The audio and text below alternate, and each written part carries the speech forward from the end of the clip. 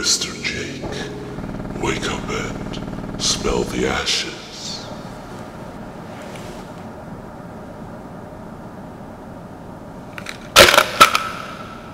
Where am I? You are in limbo, unimagined dream space. You were shot and sent here. Don't you get sent to limbo if you, say, die in a dream? I mean, I've watched Inception. I know my shit.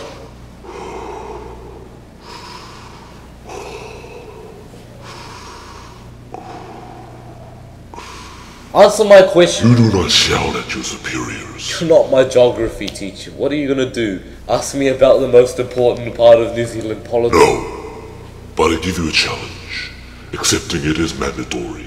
You have a time limit of 15 minutes to complete your next countdown. The choice of topic is yours. Failure to comply and complete this countdown within the time limit specified will result in your permanent residence in limbo. Who organized this whole thing? Was it... No, I know I got shot after top 12 favorite Minecraft songs, but... What?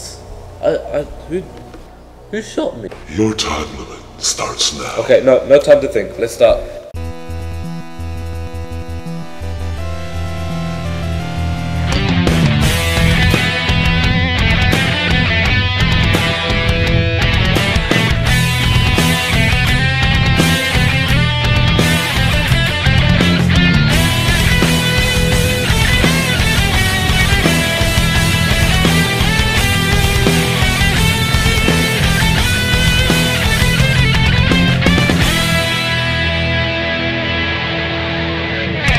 As I am being pressured under this time limit right now, I would normally be panicking. But there are a fair share of moments in video games that do make you panic a lot. Make you shed that one drop of sweat as you frantically spring through the level, or you're just insanely panicked due to the intimidation and eeriness of an encounter. Whatever the case, this is the MJS Gaming Countdown explaining my top 10 panic segments in video games.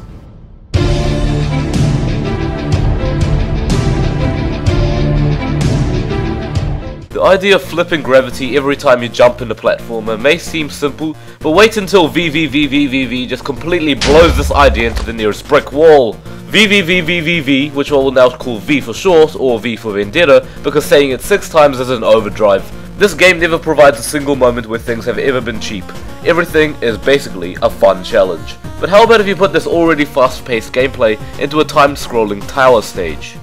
The tower stages in V are just so incredibly fun, but it's the fact that the screen scrolls really damn fast, so keeping up with switching gravity as well as avoiding close contact with the bottom or the top of the screen is gonna set your heart pumping. This also comes back into play during the game's final challenge, where you use the gravity strings as well. As well as that being incredibly panicky, these tower segments just can't not be enjoyed, especially with that music. Positive force, matey!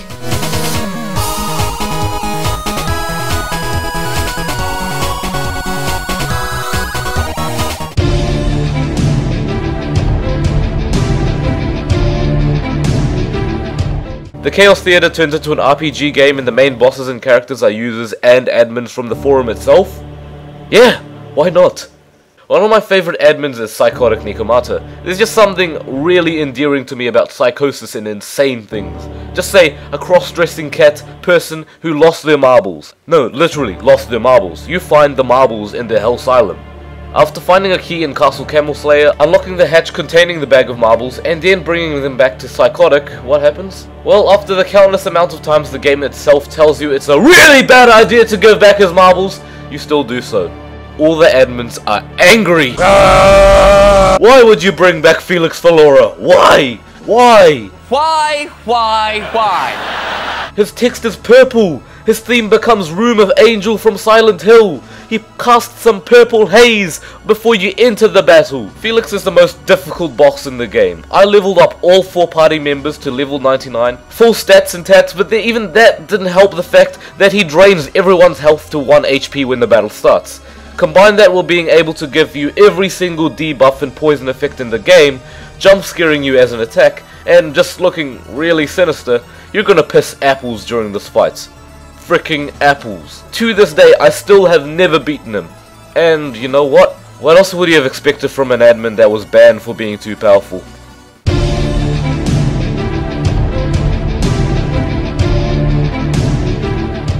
Some of the most memorable panic segments in the game, or games as this intro will imply, are the chasing levels from the Crash Bandicoot franchise. I mainly just mean the ones in the first 3 games, but there are still some in Crash 4 and Twinsanity, which were really good games, but barely anyone else seems to think so, which is really sad. Unless you're an Obsidious fan, then you really like it, and that's awesome. But I can vividly remember my first time playing Crash Bandicoot, getting up to a level called Boulders, and suddenly, whoa, what the heck, Spencer? Oh, so that's why they call it Boulders. Crash Bandicoot 2 only topped this not just with another snowy boulder, but with a giant polar bear. Holy smoker, choker, dope. Nope, can't handle the fear. Whenever this guy just launched out from the top, I panicked the hell out of my controller. My hands were shaking so much, I wouldn't have even been able to feel the rumble pack vibrate at work.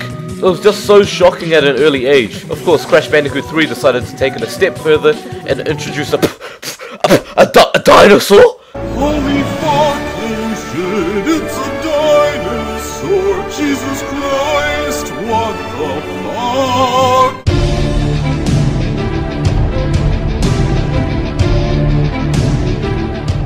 Again with my interest in psychosis. Reason I like Adam the Clown. Reason I think Jinx is hot. Reason that the Joker, Harley Quinn, and especially Scarecrow are my favorite Batman villains. Of course, Scarecrow is just amazing in the Batman Arkham games. His level and boss fight just screw with your mind. Seems so distorted and disturbingly dreamlike, and that is why the morgue from Batman Arkham Asylum takes the number 7 spot. No, seriously, when you enter the morgue, things already take a deep dive down to a dystopian death sentence.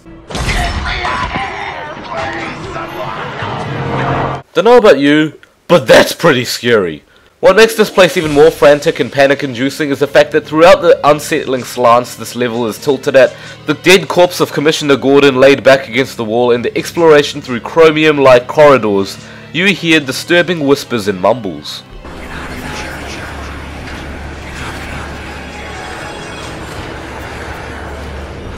It's not your conventional type of panic, but it's definitely something to make your blood rush. And then after zipping over several body bags, finding Batman's dead parents which speak to you, strangely enough, you then open the third one and Scarecrow gets ya! Scarecrow?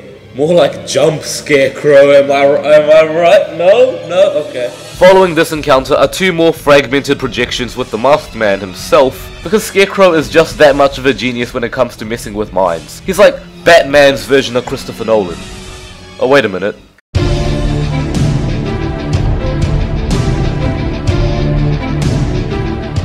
Make as many jokes as you want about Shrek. Yeah, love and life, onion layers, it's all Loga now. Shrek 2's video game was really good though. I really liked it. The PS2 version was more like a beat 'em up, but the PC version was more like a platformer. But it was just as good. The PC version provides a level where Shrek, Donkey and Puss in Boots intrude into a potion factory. You know, like in the movie. It's only at this point of which you get the intended potion, but the alarms go off and everyone is separated.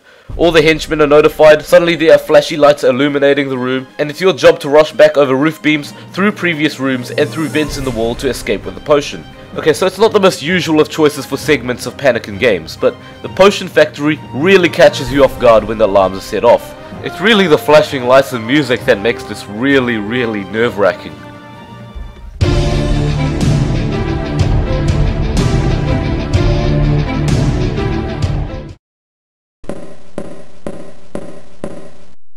That is the sound of the SAX taking footsteps, knowing that at any moment it'll be breathing down the back of your neck.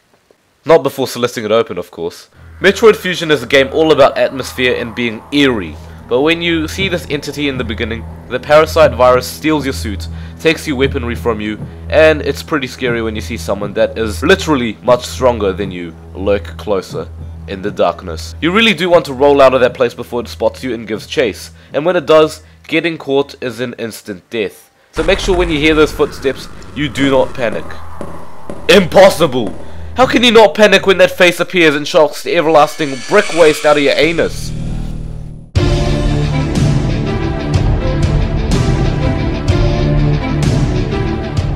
Wow, Pikmin.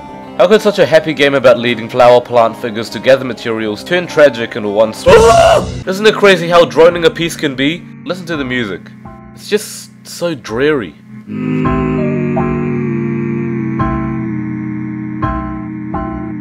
It kinda sends Shivers down your spine.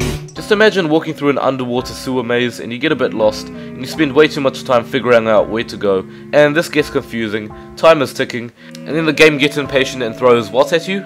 The Water Wraith. This steamrolling mofo just bulldozes through the labyrinth, searches you out in mere seconds, and slowly beckons towards your Pikmin and runs as many of them over as possible. Yes, it is instant death for your Pikmin if contact is made. It doesn't even slow down or anything, it just chases after you, and unless you know where to go, you're gonna want to complete the next layer of the submerged castle before the Water Wraith just drops down and forces perspiration into the mix of flying emotions you're feeling right now.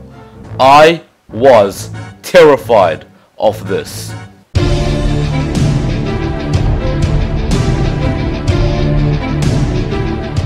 This number 3 entry goes to 2 moments in the Zelda series, because both are just really frightening and obviously make you panic. Cause what else makes you panic that isn't the freaking end of the world? Doomsday predicted due to a Mayan calendar for 2012? How about no, we look into the sky and tell whether that's true. Majora's Mask already sets panic into the player's radar because you are literally given the time limit, and you're hoping that you have enough time to complete that dungeon or side quest before dawn of the 3rd day sets in. And by the time it does, everyone is absent from the town. The soundtrack Final Hours sets in, the clock bells chiming in the background make you realize that there's limited time left to wander. One of the most tragic side quests is the Anduin Cafe quest to reunite 2 partners in their marriage, but these 2 end up marrying just before the moon is about to crash into the Earth's surface. If that doesn't emphasize the panic of the whole situation, then I don't know, who wants to be eaten by that moon face? The second tied entry for the number 3 spot are the Silent Realms from Skyward Sword. First off, I really like this game. Can I get that out of the way? Good. Secondly, this area seems rather peaceful. In fact, not panic inducing in the slightest. But you all know the formula by now. A place with no panic will eventually mood whiplash slap itself into action. And if you happen to touch the water or hit a spotlight in the Silent Realms, guess what? Ah! Run away! Get hit, instant death. Moral of the story, don't get caught. If you can manage that, of course. The Silent Realms become more like Silent Hills once the sky is lit and it's just really scary, to be entirely honest. You just sealed your fate, bro.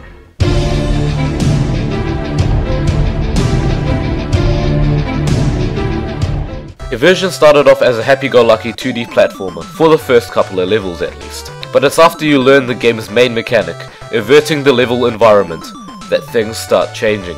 At first it just gets slightly dimmer, then it gets dimmer, and darker, and deader. What happens by the time you get to World 7? Pretty much nothing you can comprehend sanely.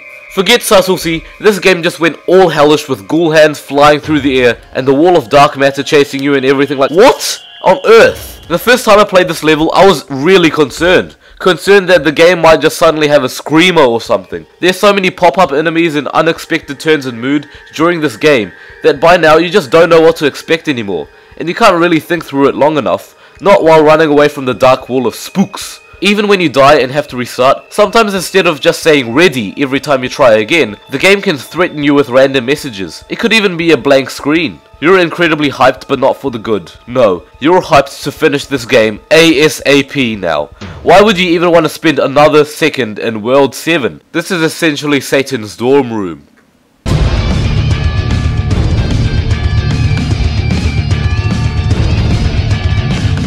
Little did I know that after 8 relatively large levels in Donkey Kong 64, large levels with time to explore, time to collect everything, time to backtrack, all the time in the world, there would be one final challenge that turns the tide completely. One that not only puts you on a time limit, but also tests every single skill you've learnt in the game. I present to you Hideout Helm. First thing you notice is the music. It's intense.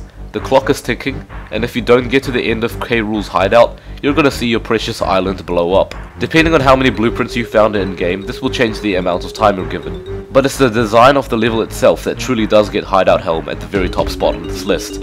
As your final level, you use the skills of all 5 Kongs at the beginning. Lanky's rank stand up the steep slopes, Chunky breaking open cages, Tiny's ability to shrink and get through pipes, expand Donkey Kong, and the strength in pulling the lever, and afterwards, using Diddy's jetpack to fly through rings on another time limit. That's 2 layers of time limits. That sets the level of Panic to disco mode. Hideout Helm does not disappoint as the final level. In fact, to even beat it, you need to have a lot of the game's collectibles, even the Nintendo and Rareware coins. You really have to know what the hell you've been doing throughout the game to complete this.